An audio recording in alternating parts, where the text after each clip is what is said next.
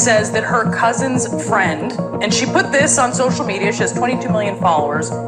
She said he has swollen testicles after taking the vaccine. She cited that actually as one of the reasons that she has yet to be vaccinated. And she goes on to say his friend was weeks away from getting married. Now the girl called off the wedding.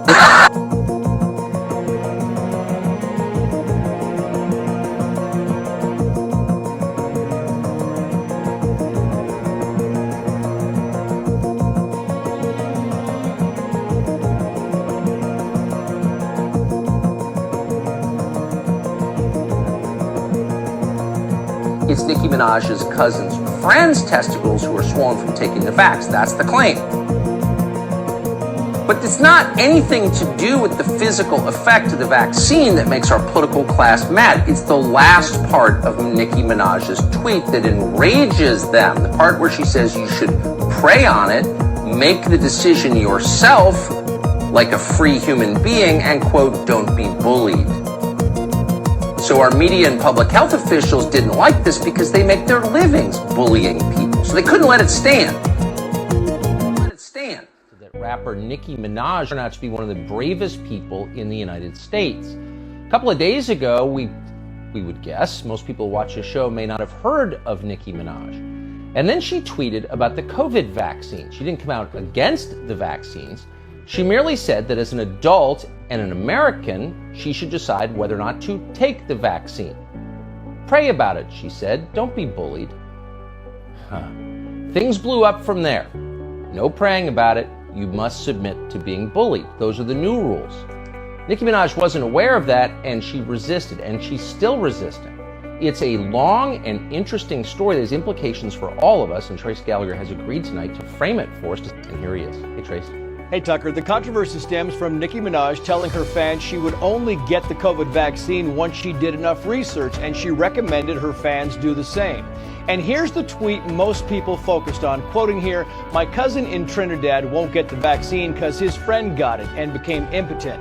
So just pray on it and make sure you're comfortable with your decision, not bully." Of course, the haters came out of the woodwork attacking Minaj. Now she says she's in Twitter jail, writing in part, quoting again, "I'm in Twitter jail, y'all. They didn't like what I was saying over there on that block. Asking questions is okay." Then boom, can't tweet.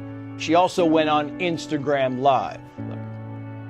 People will turn their back on you, not agreeing. But people will isolate you if you simply speak and ask a question. Y'all don't see what the is happening?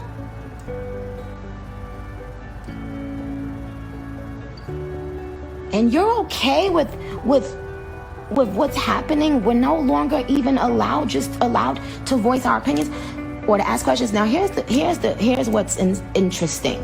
What's interesting is so many of your favorite artists feel this way, but they're afraid to speak up. And I can't blame them. Look at what they just did. I will never use Twitter again. Finally, we should note that Twitter is denying Nicki Minaj was suspended. Trace Gallagher, thanks so much. So here's the point that she's making. Probably a lot of things Nicki Minaj says that you may not agree with. You may not like her music.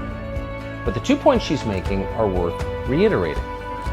You can't allow people to force you to take drugs that you don't want or that you don't need.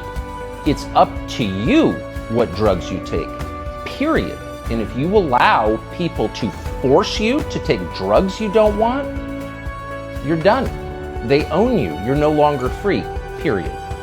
And the second point that she's made quite a bit today is that you have a constitutional right, a moral right to ask simple questions and expect answers, like you're an adult speaking to a fellow adult.